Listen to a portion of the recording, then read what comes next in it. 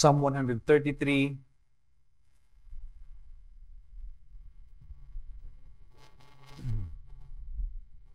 Ang pulong sa Diyos, nagaingon, a song of ascents of David.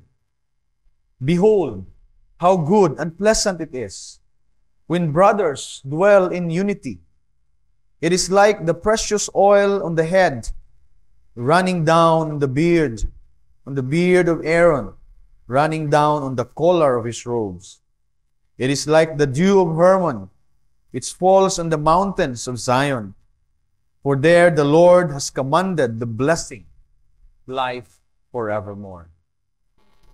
Congregation of the Lord,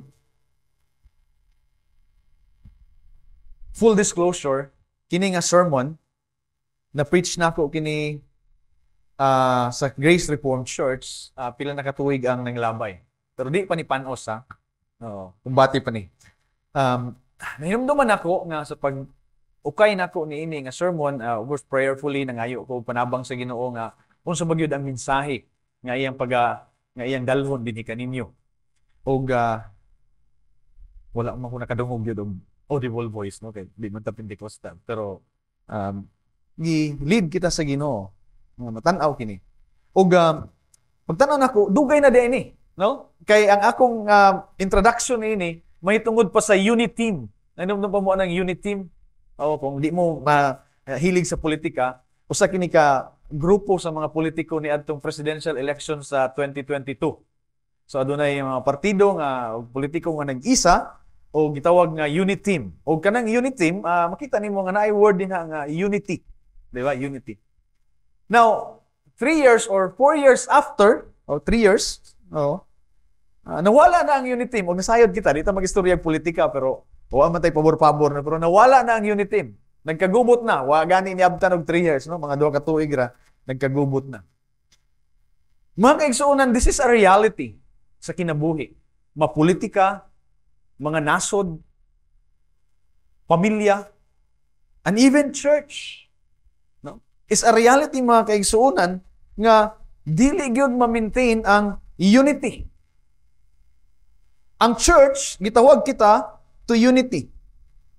Pero aduna kita'y makita nga mga divisions and disagreements sulod sa simbahan among the believers.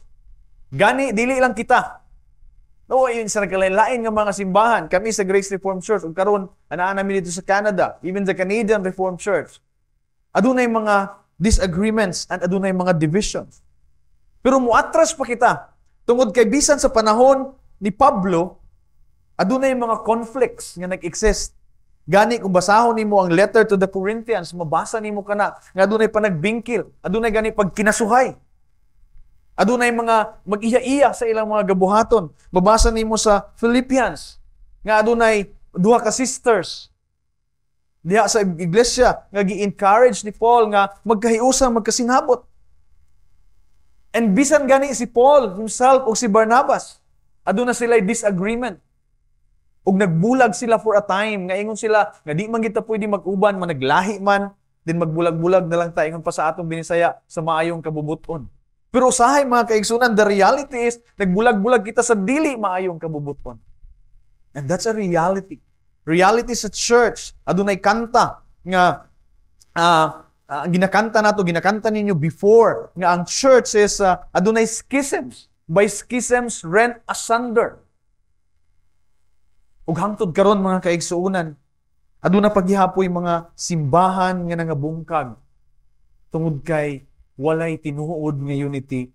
Adunay mga relationships nga na-damage tungod kay walay tinuod nga unity. And it's discouraging mga kaigsuonan to see the church like that. But despite that, kita gihapon nga mga Christians, we still confess and believe. Ingon pa sa atong Apostles' Creed, we believe in one holy Catholic Church. Nga naman, nga despite nga adunay disunity, adunay division and disagreements, we still believe in one holy Catholic Church. It is because, mga kaigsuonan, adunay mga tao sa Dios, katawhan sa Dios, nga nagpadayon nga united in their true faith. The church still exists and still alive, brothers and sisters, because ang Ginoo Himself, the Lord Himself, is working for unity among true believers. Believers nga nagpabilin nga naa dinhi. Believers nga who refuse to unite themselves with the hypocrites and with the unbelievers. Ug mao kana ang confession sa psalmist dinhi sa Psalm 133 nga atong gibasa karon og pamalandungan karon. Ang Psalm 133, if you would notice mga kaigsuonan, kauban siya, no? Dili kini stand-alone psalm. Apan kauban siya sa Songs of Ascents nga nagsugod sa Psalm 120 ug nahuman kini diha sa Psalm 134. In fact, ang Psalm 133 is the second to the last niini nga series of psalms. Ug kini nga series of psalms is experience kini sa usa ka pilgrim. No, usa ka pilgrim, usa ka magtotoo nga diin nag-journey siya kung asa man siya gikan sa parte sa Israel o gawas sa Israel, nag-journey siya ngadto sa Jerusalem aron nga mag-participate siya sa mga feast, one of the feasts of the Jews. At least 3 times a year, ang usa ka adult male from 12 years old pataas mo adto sa Jerusalem. Og dinhi niini nga context atong tan-awon kini nga salmo. Adunay theme nga atong pag-i-consider niini nga salmo, living in unity with our churches, with our brothers and sisters in Christ. Or I would say, I would expand that to the blessings of living in unity with our brothers and sisters in Christ. Adunay duha ka butang atong i-consider under this theme. One is this unity is a gift from God to His people or to us. And this unity, secondly, this unity must be desired and maintained. So, for keywords, gift, and then secondly, mandate. Nato ka nang i-unpack karon nga pag-study na to. As I've said earlier, mga kaigsuunan, if you look around us, we are all divided. The people in the world cannot just come together and agree. Even ang kanang giingon nga United Nations, dili man gina sila united. If you watch the news in America, adunay internal chaos. Adunay gira sa Middle East karon. And even in our country, wala unity. Kanya-kanya. No? Mga politiko, kanya-kanya sa ilang mga gusto buhaton. And even sa pamilya, husband and wife, parents and children, adunay conflict and disharmony. And often, we destroy one another. Na ay mga endless accusations. Husband and wife, ang mga bana, biyaan nila yung mga asawa, or vice versa. And tungod kay dili magkasinabot, usahay maguna-una kita nga mas maayo na siguro nga magbulag-bulag lagi kay dili magita magkasinabot. Because of our failure to live in harmony with others, we think that living alone is way better. Munang naikanta nga all by myself. Na ako na lang, di na lang ko. Kay di man gihapon ta magkasinabot. And you might think nga natural di ay ang kagubot, murag ang chaos mo ay natural. Ug mo ay purpose sa Ginoo or gipasagdan sa Ginoo nga magkagubot ang kalibutan. Apan dili ka na mao ang kamatuoran mga kaigsuonan. And we need to go back to the creation. Nga after God created the heavens and the earth in 6 days, He saw everything that He had made good. Adunay harmony in all creation. There was unity. Apan naay nakita ang Dios nga not good. No, nag-ingon ang Ginoo nga it is not good that the man should be alone. I will make him a helper fit for him. So ang lalaki nagakinahanglan siya og kauban. Different from him, kay babae man, lalaki siya, babae is different, but united with him. Usa sila to be able to fulfill the task that God gave him. So ang creation mga kaigsuonan gi-intrigar sa Dios ngadto sa tao, sa kang Adan ug kang Eva ug sa ilang mga offspring, and naingon ang Ginoo nga as long as they're united, maayo kini nga plano. That is why the first day in the garden, it was good and pleasant. Sumala pa sa Psalm 133, the good and pleasant actually is nagsugod dito sa Garden of Eden, that the husband and his wife were living in unity. Aduna sila yung harmony. Mag-asawa, nagkasinabot sila. Apan, dili lamang kana kundi aduna sila yung harmony usab with God. But the sad thing is, wala nagdugay kana nga harmony. Nisulod ang kaaway, gi-instigate niya, gi-stintal niya ang man and a woman nga ilang bihaan ang ilang loyalty sa Dios. Nagrebelde sila sa Dios ug ang resulta gipagawas sila sa Dios gikan sa garden. Nahimulag sila sa Dios. Ug kaning ilang pagkahimulag sa Dios, nahimo silang kaaway sa Dios, nagresulta usab sa ilang pagkabungkag sa ilang relationship. Kung mangutana mo ngano nga mag-away ang asawa ug ang bana, didto sa Garden of Eden. Didto nagsugod ang tanan between the man and the woman. Ug ni dagayday kini, no, ni agas gikan sa ila, ni hangtod kini sa mga ilang mga anak. That is why nagkag-away, gipatay ni Cain si Abel. Ug down to the generation, instead of unity, ang naghari mga kaigsuonan, disharmony, discord, panag-away, violence throughout all humanity. Apan, na-realize sa mga tao nga, di man gid ay nindot mag-away. Bisa pag pinakapala-away, di ba? Ma-realize gid nimo nga, di man gid nindot nga mag-away, maglalis. So, ang tao maning kamot, nga iyang ma-plaster ang iyang relationship. Ug nakita nato kini even early in the history of the Bible. Apan, ang tao sa iyang pagpaningkamot, always pakyas. Because the reason for the desire is dili ang kahimayaan sa Ginoo. The reason for the desire nga magkahiusa is not really for the glory of God. Usahay self-preservation, di ba? Uo na lang ko sa iya. Hilom na lang ko, kaya ron way gubot. It's self-preservation.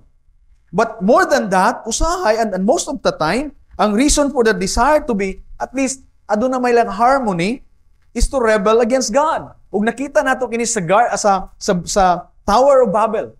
Nga ang mga tao nagkahiusa sila, yung silang magkahiusa ta, magtukod ta og tower. Pero ang ilang pagtukod og tower, in their unity, is dili kini alang kahimayaan sa Dios. In fact, they were intending to make a name for themselves. Ilang kaugalingon kahimayaan. Whereas, ang original gift of unity to mankind dito sa garden, gihatag sa Dios to glorify Himself on earth. But instead, ang mga tao, adunay semblance, magkahiusa ta, but to rebel against God. That is why mabasa nato in Psalm 2, no? That the kings of the earth set themselves and the rulers take counsel together against the Lord and against His anointed. Yes, adunay pa nag-unite. Pero adunay pa nag-unite against the Lord. Mabasa nato kana in Revelation 16. And so, from Genesis, lupad kita sa Revelation 16, that the kings of the world are assembled for battle against God. So, naana po ng assemble. So, adunay pa naghiusa lagi. Pero for the wrong purpose, for the wrong reason, and later on makita nato sa dili mao nga paagi. And of course, wala ka nagipasagdan sa Ginoo.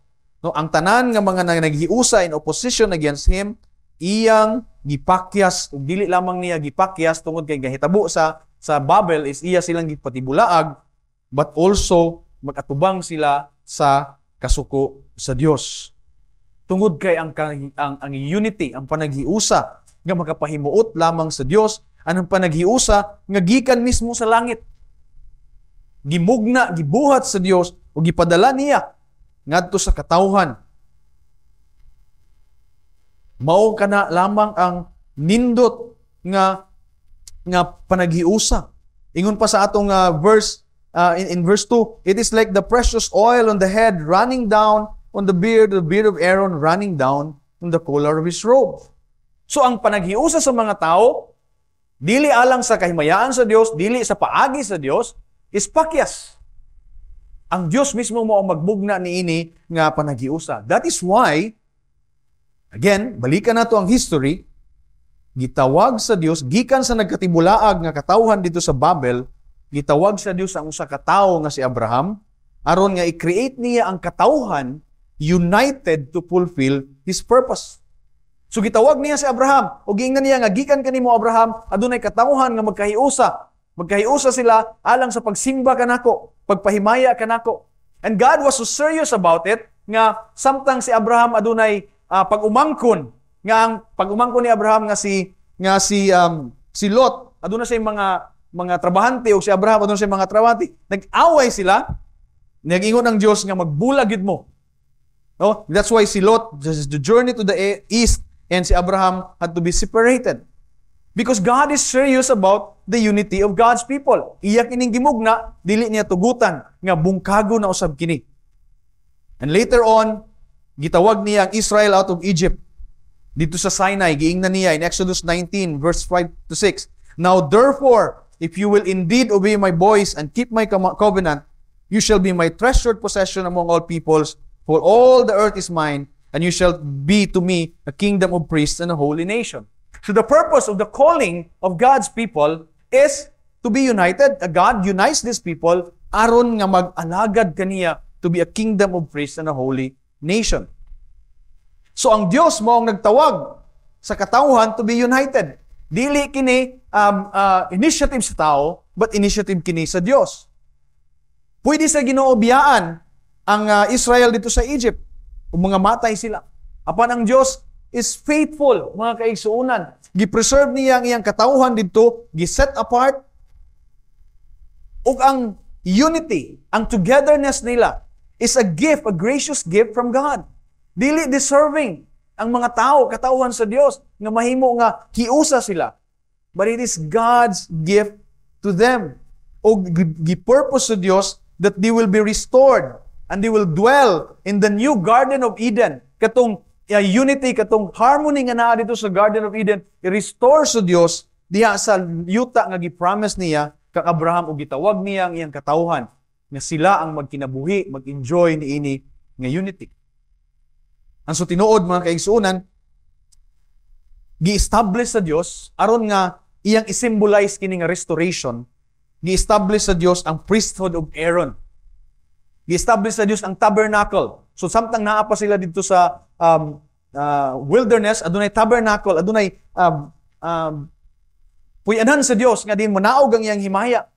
Naa sa tunga, samtang nagtent ang mga Israelita, naa sa tunga. Nga ang Dios mo ang hinungdan nga kini sila nagtapok, nag-unite. And later on, nahimo kini nga templo pagsulod na nila dito sa Israel. So dito sa templo mga kaigsuunan, ana dito ang work of priesthood nga diin nagpakita sa mga tao ang trabaho sa Dios nga i-reconcile niya ang iyang katawhan ngadto kaniya. Pinaagi sa mga sacrifice dito sa templo. So naay priesthood, adunay pagapatyon nga animals, ni sakripisyo kini alang sa kapasayloan sa sala.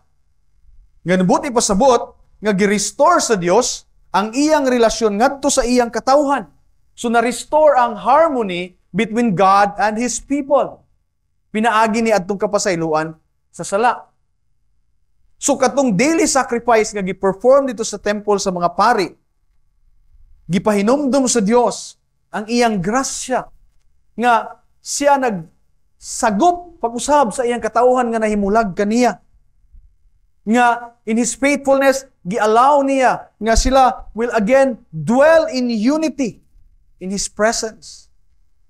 Ug dili lamang nga gipakita sa Dios kana nga iyang saad pinaagi sa mga sacrifices, kung dili gihatagan usab niya ang iyang katawhan sa balaod nga aron nga masayod sila kung saon pagkinabuhi in unity. Apan mga kaigsuunan, once again, despite niini nga tanan nga gibuhat sa Dios, ang katawhan sa Dios na pakyas, they failed to live in true unity. Dili pa lamang dugay nga nakagawas sila gikan sa Egypt, ang mga katawhan sa Dios nagrebelde na against Moses. And then later on, nga samtang nag-appoint si ang Ginoo og hari kang nga si David, si Saul rather, he disagreed with the will of God. Gusto niya patyon ang anointed king. And even nga nahari na si David, ang iyang anak nga si Absalom nagrebelde against him. And there was betrayal and murder diya sa pamilya ni David hangtod sa iyang kamatayon. Ang iyang maalamon nga anak nga si Solomon, gusto niya i-unite ang tibuok nga mga gingharian. Pinaagi sa iyang pamaagi nga diin gipangasawa niya ang mga anak sa mga hari. But it also failed. There was no true harmony among God's people. And brothers and sisters, mao kini ang background nga diin ang atong salmista niabot dito sa Jerusalem in his journey. Tungod ka in Psalm 120, kung imong tan-awon dito, nagagikan siya, ang word niya is, in my distress. Nagagikan siya sa sitwasyon, mga kaigsuunan, and in verse 6, too long have I have my dwelling among those who hate peace. Subot di pasabot nga, ang iyang sitwasyon di ay walay kalinaw. That is why, gihilak niya ang kabugat, ang brokenness of life, nga gusto siya nga magkinabuhi, nga adunay kalinaw. Dili lamang nga adunay conflict or war kung sa asa siya nga nahimutang, nakita niya sa iyang kinabuhi in his family that there is brokenness, there is disharmony. Nakita niya in his faith, in his community, and even in his own heart. Na ay brokenness ug na-witness niya kini sa tibuok katawhan sa Israel. Nga ang Israel once again has broken her relationship with God. Mauna nga adunay disharmony sa katawhan sa Israel because Israel herself as a people has broken her relationship with God. Gani mga kaigsuonan, kakatong mga matinud-anon sama ni ining salmista, were persecuted and were oppressed by the wicked among God's people. That is why, kung basahon nimo kining Psalm 120, Psalm 121, 22, hangtod sa 25, hangtod pakabot sa ato, hangtod nga nakasulod na siya diya sa temple, mabati nimo ang iyang desire, ang iyang tinguha, nga iya na usab mahinumduman ang gibuhat sa Dios in the past. O mahinumduman na usab niya ang unity nga diin na dawat sa Israel gikan sa Dios. So siya, muadto ko sa Jerusalem, muadto ko sa templo, aron ma-witness na usab nako, no, ang unity nga gihimo sa Dios as a gift to God's people.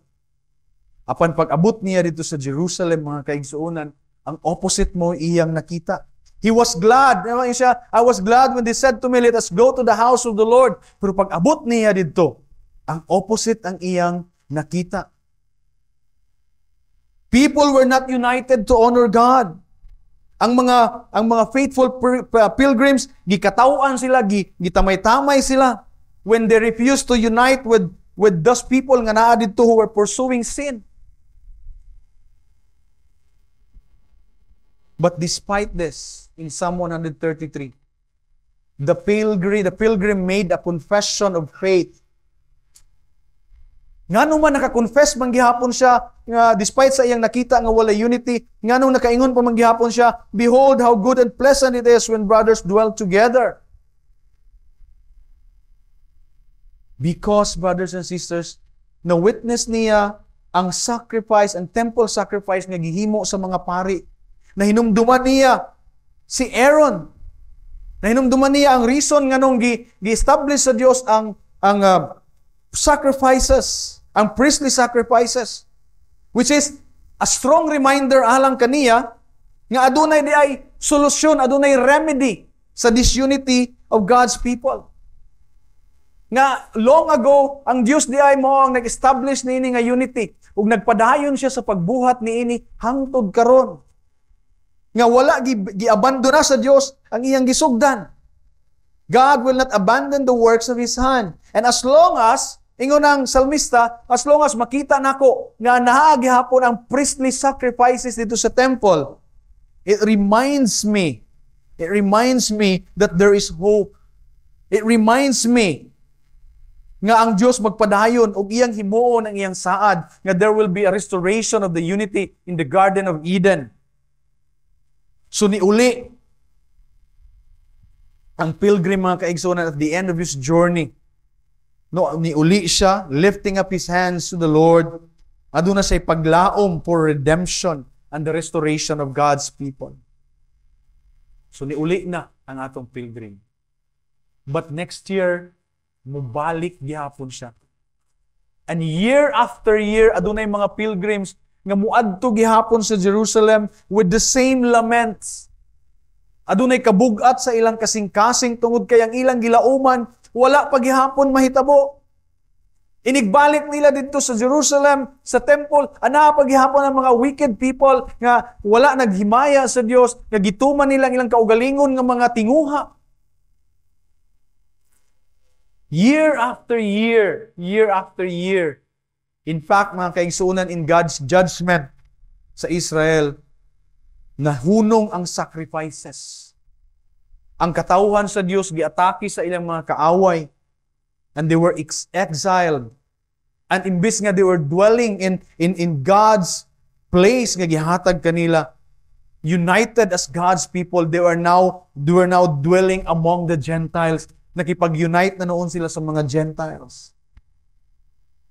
Now the psalmist, and we ask the question, nalimtan ba sa Diyos ang iyang saad of restoring His people to the good and pleasant fellowship with Him and with each other? Kung sa atong tanaw ng atong sitwasyon karon sa atong pamilya, sa atong simbahan, sa'y makapangutana ta. Nalimtan, abi na kong nianay ko sa church, aron nga makita na ako ang perfect unity. And then what I experience, doon ay pagkatibulaag, doon ay pagkabulag-bulag. Nalimtan ba kaha sa Diyos ang iyang saan? Tama ba nga maglaom pa ako? Para mga kaigsuunan, the good news is God is faithful. God is faithful. In fact, in the fullness of time, iyang gipadala ang iyang anak, niining gubot kayo nga kalibutan, to bring true peace and unity among His people. And si Jesus Christ, when He was here on earth, as a true Israelite, siya usab nag-journey ngadto sa Jerusalem as a pilgrim. Makita ninyo in the accounts of the gospel, nga moadto gid siya sa Jerusalem as a pilgrim also. And sa pag-adto niya didto, giawit niya, dala niya ang lament, ang mga kabugat, gikan sa Psalm 120, and na-experience niya, unsay naa dito sa templo. In fact, on one of his visits, makita nato sa John or in other gospel, in one of his visits, pag-adto niya sa temple, nakita niya nga adunay unity ang mga tao. Apan unity mga kaigsuunan in dishonoring the temple. Nagkasinabot ang mga tao nga mamaligya ta dinhi. Adunay mga leader dito nga mo'y tigkulikta sa mga balayro nun. United ka sila. But that is not a unity that pleases God. Gani si Jesus Christ, nasuko kaniya ang mga religious people because siya dili siya makig-unite kanila. He opposed them. And later on, mga kaigsuunan, on Jesus' last visit dito sa Jerusalem, nagka-unite na po ang mga tao na naghiusa sila, in unison, naninggit sila, crucify Him, crucify Him. And the sad thing is, ang mga kauban ni Jesus, ang iyang mga close friends, nga we thought nga united kaniya, nibulag ngadto kaniya. And they united themselves with the enemies of Christ.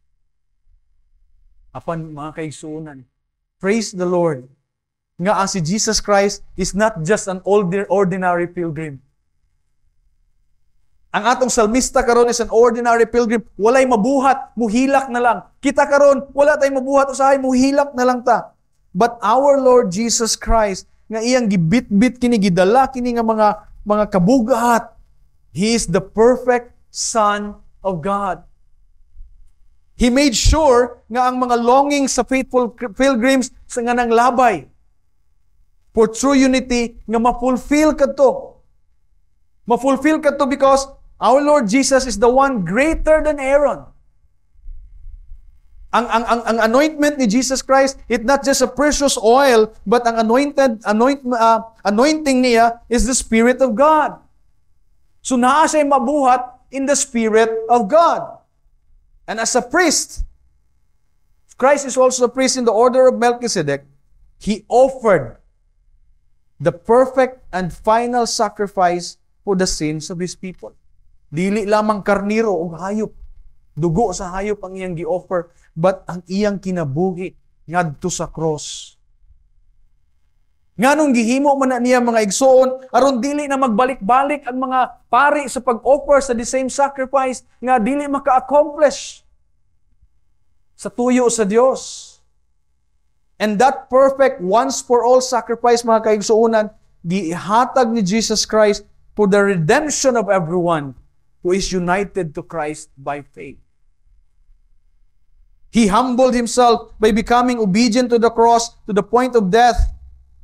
He endured the cross, despising the shame. For what? For the joy set before Him. Ug unsa man kining kalipay mga kaigsuonan nga giklantaw ni Jesus Christ, it is the joy of seeing His sheep united. So willing si Jesus Christ to go to the cross.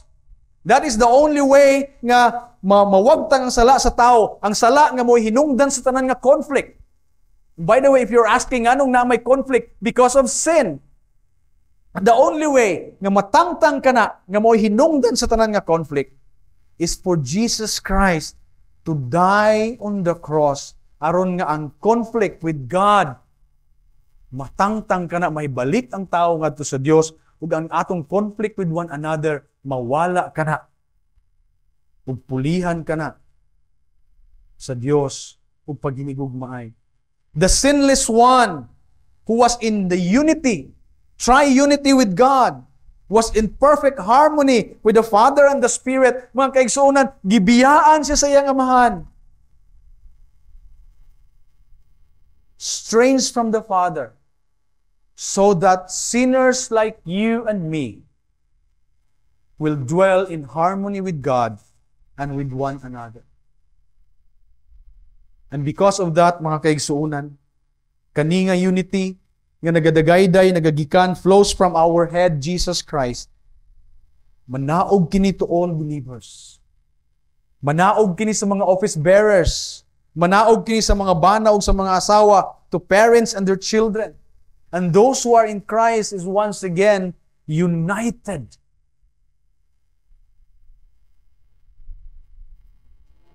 There is no true unity apart from Jesus.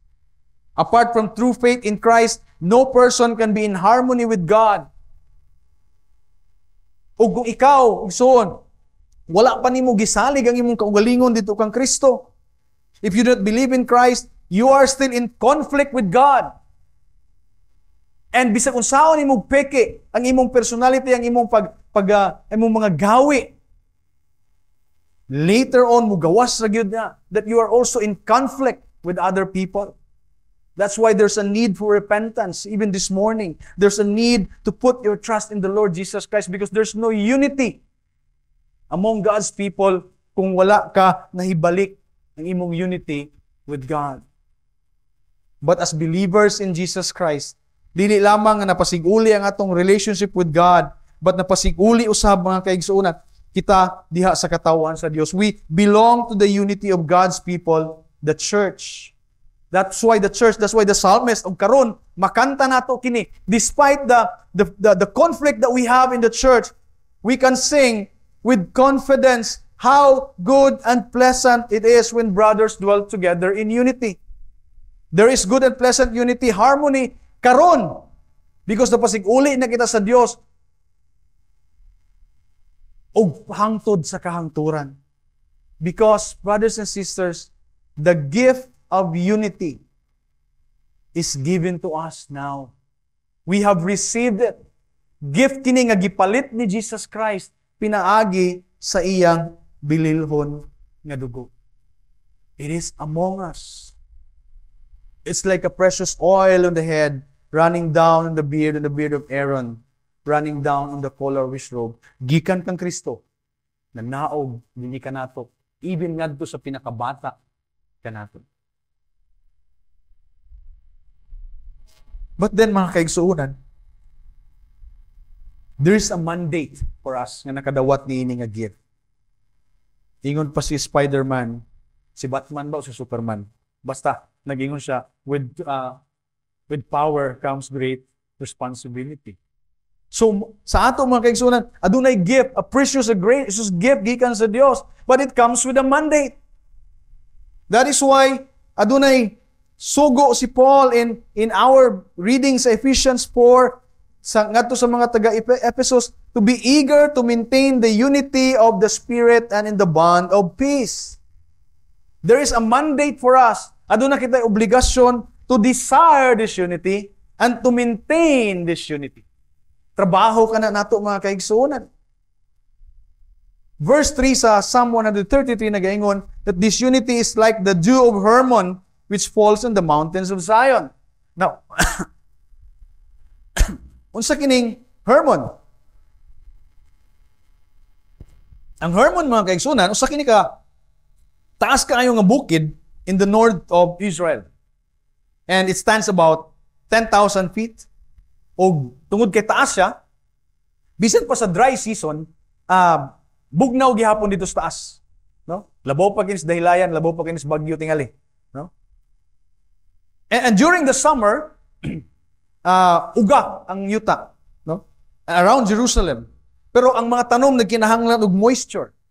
So ang moisture nga gikinahanglan nila, nagagikan kini it relies heavily dito sa dew sa Mount Hermon nga manaog. So ang salmista pag-adto niya niini nga pilgrimage was most probably on the dry months. Ug nakita niya nga dry dinhi pero nasayod siya nga in the morning adunay dew nga magagikan sa Mount Hermon, manaog siya. And it will bless the land. Ang mga tanom, no? Mataghaan og moisture.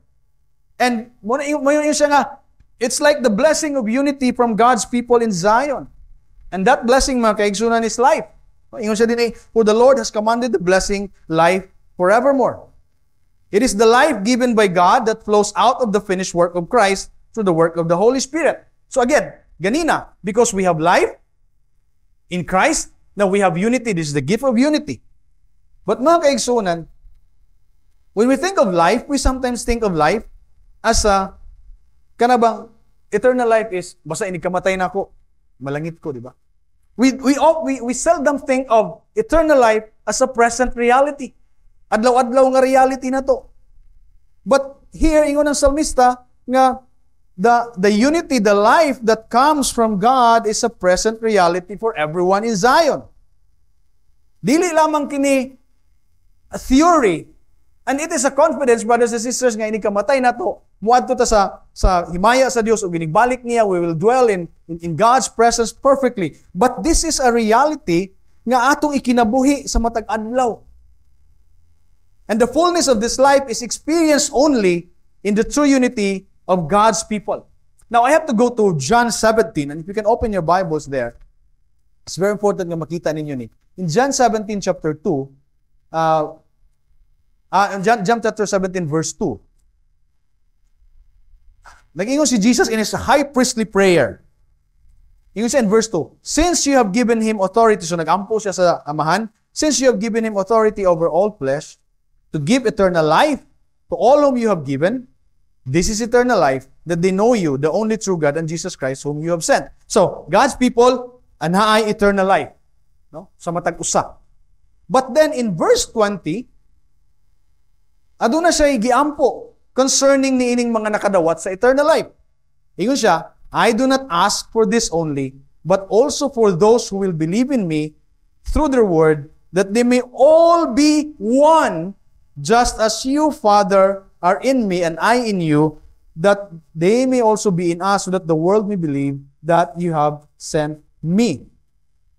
Mga kaigsuunan, desire ni Jesus Christ nga ang tanan nga nagpanuo kaniya may all be one. Walay usa nga nakadawat og eternal life nga dili nahiusa sa Dios ug sa tanan nga mga believers. Dili pwede bulagon ang eternal life and in the unity of the believers. You cannot claim to have eternal life. Di ka makaingon nga, luwas na ko, pero dili ko pwede mahimo nga united sa church. That is why ang atong confession, ang Belgic Confession, and I believe, ang Westminster also, speak about our duty to join and remain in the church. We must live together with God's people. Dili optional, mga kaigsuunan, nga kining unity nato with God, nga dili kini magmanifest sa atong unity here in the church. We have that mandate, we have that obligation. Gani, sa atong reading in Ephesians 4, speaks about the manner in which believers must live. Nag-ingon si Paul, you have to be eager to maintain the unity of the Spirit in the bond of peace. And this involves using the gifts nga gihatag sa Ginoo sa ato. Unity, mga kaigsunan, is not passive unity. Nga naalala din niya, okay, united me. But it's an active unity. You must be active to pursue. And whenever there are challenges to this unity, you must be eager to maintain. Because unity is not only a gift, again, also a mandate, a calling sa matag usa kanato. in the body of Christ that we must pursue. Why? Because Christ is building up His body, His church. Christ is uniting us. The church is the new Jerusalem, the dwelling of God and His people.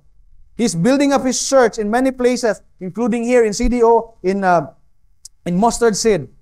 He has united us in Him, and we are also united to one another. One body, one spirit. That's why gitagaan kita mga kaigsuunan in verse 11 and Ephesians 4, gitagaan kita og apostles. Ang church gitagaan og apostles and prophets and evangelists, and now gitagaan kita og shepherds and teachers to equip us so that mahiusa kita. Mao kana ang purpose sa Dios, so that ma-experience nato ang blessing to be in this unity. Ma-experience nato ang life forevermore already now. Dili pa dito. And we only experience that when we dwell together in unity. But like I said, adunay mandate to desire and to maintain this unity. Mao nang si Paul, kung basahon nimo ang Ephesians,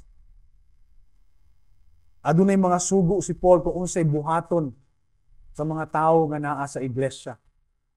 The second half of Ephesians, or mga sugo niya. Dili nato na isa-isahon karon. Hopefully, you can study on your own sa Ephesians. No, but for our purposes today, mga kaigsuunan, let us ask the questions. What are the things that we can do as members of Mustard Seed to pursue and maintain the gift of unity from God? Naa sa ato ang obligasyon.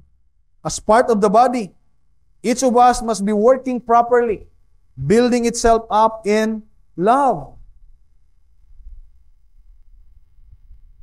Adunay mga pipila ka mga butang nga atong tan-awon nga sugo sa Bible, and we can survey the writings of Paul, mga kaigsuunan. Say for example in Romans 12:6 that we have to be of the same mind with one another.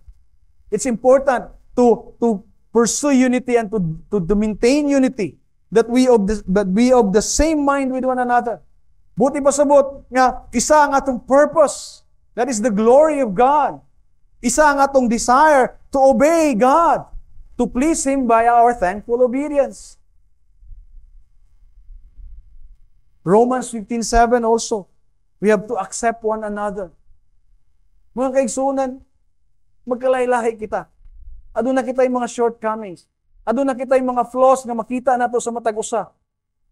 Ang mag-asawa, no? Aduna yung mga warts and all, ingon pa sila, di ba? Adunay mga apan kitang tanan. But the Lord has brought us together. He has forgiven all our sins. In the eyes of God, we are clean. We are not yet perfect. And that we have to accept one another sa atong mga kapakyasan. In fact, Ephesians 4:32, we have to bring it a little farther. We have to forgive one another. Walay unity, mga kaigsuunan, nga atong ma-experience nga tinud-anay when there is no forgiveness of one another. And it is costly. The forgiveness of God for our sin cost Jesus Christ His life and His blood. And when we also forgive one another, it is costly. And then once we have forgiven one another, Galatians 5:13, we have to serve one another. Christ came to serve and not be served. And the Lord also has brought us here together to serve one another. Philippians 2:3, regard one another as more important than yourself. Sahay, no? Tanaw na to sa itong galingon, kita ang importante. But when we think of others as more important, then we are more eager to serve. And there's also the instruction of Paul in 1 Corinthians 12 that to use our gifts for the body of Christ. Mga kaigsunan, there's a word here, mubalik ta sa 33, Psalm 133, there's a word here nga dwelling. Now, the dwelling in the Old Testament can also mean to inhabit, magpuyo. That is why in John 1:14, the Word became flesh and dwelt among us. Si Jesus Christ came bodily. No, si Jesus Christ, wala lamang nga dito ra siya. He tabernacled among us. And what it means, mga kaigsuonan, is that to dwell is not virtual. It is physical. Salamat sa Ginoo nga adunay technology na we can communicate from a distance. For 8 months na kami sa Canada. And pagkita na mo sa among relatives, or even si Pastor Jess, murabag wala rami ni hawa, di ba? Kay makita raman nimo na may virtual. But brothers and sisters, real and meaningful relationships require F2F communication. Sabalo mo ng F2F? Face-to-face communication. Real. We need us to enjoy the unity of that comes from the Lord. We need real and warm hugs. Not just virtual XOXO. Yung mga millennials, di ba? XOXO lang na iyong i-text na pulan pa dyan. Murag hug, di ba? We need to enjoy real laugh with each other. Magtipo kita, mga tawa kita. Not just sending text, LOL. Dili ka na igo. We have to see each other's tears. Maghinilaka kita mga saisunan. Dili lamang nga mag-send ra ka og hu. That means, brothers and sisters, we have to spend time with each other. For us to work out this unity, for us to accept one another, to forgive one another, we have to see each other. We have to spend time with each other here in the church. That is why importante, salamat sa Ginoo nga naay iglesia nga magkita-ay kita. Bahala na magmapalong ang aircon, let's just come. Because we need to see each other. Get out of your comfort zone. Panahon sa COVID, mga kaigsunan, giingnan kita nga si tawagan na bulag-bulag, no? Distancing. But now there's no more reason nga mag-distance. Let's come. Let's be physically present for one another. And brothers and sisters, if you can do this, and I hope you do this, we learn this into some church nga mong giatinan, to invite others to visit your homes. I know, lagyo ta. I know, nga kinahanglan ta ang atong mga balay, usahay na mga hugason nga di mahugasan, di ba? Maulaw ta. But let's invite others to see the real life. Because only when we see what's reality, then we're able to accept one another, we're able to love one another. Nagkalat ang coffee shop sa Cagayan de Oro. Tanan kanto, mind you. Naapay mga suok. It will cost you something. But what I'm saying is spend time. Have coffee with someone. Have tea with someone. Kung milk tea ang imong paborito. Meaningful conversation. It will cost you something. Money, energy, and time. And sometimes you need to sacrifice your busy schedule to allow time to meet with some people in the church. But remember the cost that Jesus Christ had to give alang sa atong unity. We should also be able to count the cost. Sahay, atong mga personality mao ang mahimo nga hindrance. Naayo ba sa ato mga ulawon? Diba nga maulaw ta to approach somebody. But you have to get out of that comfort zone and be with each other. And the other thing also, mga kaigsuonan, that is needed for the unity of the church is to support and to give to the church so that we will have a physical place where we can gather every Lord's Day and in our other meetings. Di ta malipay anang mag-virtual na lang ta. Di ta malipay anang Zoom meeting na lang ta. We have this place. We have to maintain this place so that we can see each other. We need to give to the church also so that the office bearers are given the time and the ability to visit other members. Usahay, dili man kita makaadto tungod kay bisita. But the Lord has given us office bearers also. Nga on our behalf, makaadto sila. And we support them. We need each other. Brothers and sisters, there are things that we need to do. to maintain this unity. And it can be costly, brothers and sisters. And in all these things that we do, we must keep in mind that we need the grace of God. We are by nature sinners. And our natural tendency is fragmentation. Even the best of our ability. Katong akong mga suggestion or gikan sa Bible o mga practical suggestion, sooner or later usay tapulan ta, sooner or later ma-misinterpret, sooner or later di na nato mabuhat. So that's why we need to constantly look to Christ, our high priest, to be assured continually of God's promise. We need the Holy Spirit for without the renewal work of the Holy Spirit in our hearts, it is impossible. Brothers and sisters, in Christ, we can be, as He has promised, in full accord and in one mind. Nag-ingon si Paul, do nothing from selfish ambition or conceit, but in humility count others more significant than yourself. We can do that because Christ is in us. Christ is dwelling in us. And we can hope that, karon, despite the imperfections sa atong tanan, pwede kita maglaom. Muabot ka na until the day of the New Jerusalem. When our pilgrimage is over, nga ihatag na gid sa Ginoo, dalho na gid niya ang unity in perfect measure. Iya ka nang tumanon mga kaigsuonan. And that day, as our song says, and the great church victorious shall be the church at rest. There is harmony. Wala na'y panagbingkil. Because Christ will accomplish that. And what a blessing mga kaigsuonan. And now, we can dwell in this unity. Dawata kini as God's gracious gift in Christ.